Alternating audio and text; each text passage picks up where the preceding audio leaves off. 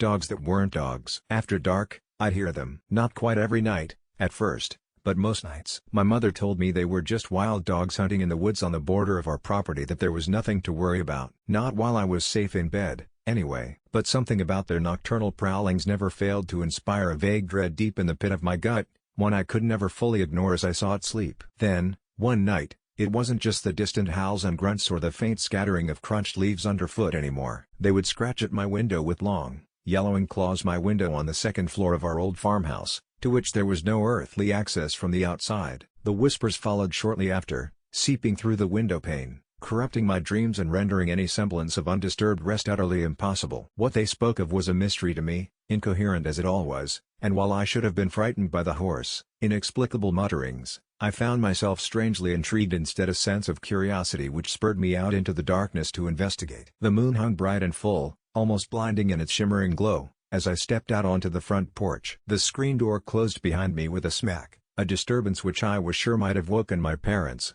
However, the wind's intermittent howling surely muted it, at least somewhat. I remember the chill, immediate and brutal, and I began to lose my nerve. That's when I saw it, poking through a bush in the tree line. It looked just like a man's face, however not quite right, as if the jaw was somehow uncannily elongated, accompanying a wide grin bearing a mouth full of sharp canine teeth. For the first time, I understood it when it spoke. Only it didn't use words in the way in which I was used to hearing them. The words came from inside my own head. It simply stated, calmly and in a soft soothing voice, that I shouldn't be afraid, and I wasn't, and it knew as I did. Just like that, I began to follow it as it vanished out of sight, deeper into the forest. It wasn't long until I could no longer see the soft illumination from the lamp left on in the safety of my bedroom over my shoulder anymore. Now that the twinkling light was gone, I began to notice just how dark it truly was, and I started to realize how much I had forgotten myself in that powerful sense of intrigue which had moved me to such a foolish outing in the first place. I began to feel exposed, totally surrounded, and despite the consistent, whispered reassurances of my mysterious guide, I couldn't quite escape the urge to run back the way I'd come. Still, I continued onwards through the trees,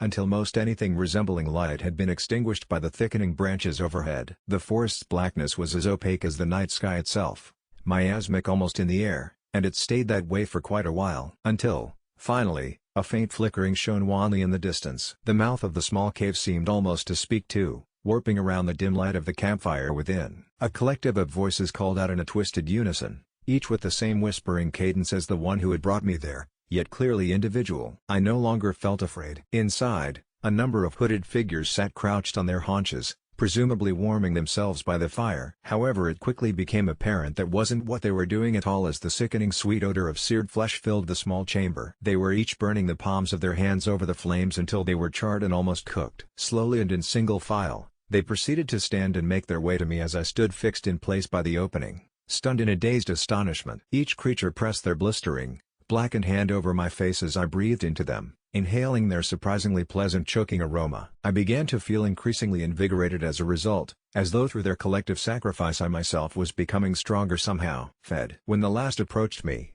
my eyes met its, and suddenly, in a single instant, I was entirely within their thrall. Its hard, beady eyes penetrated my soul, and its leathery gray skin rippled as it pressed a dark, bloody palm over my face. From within me radiated a single word: home. And I knew that was where I was.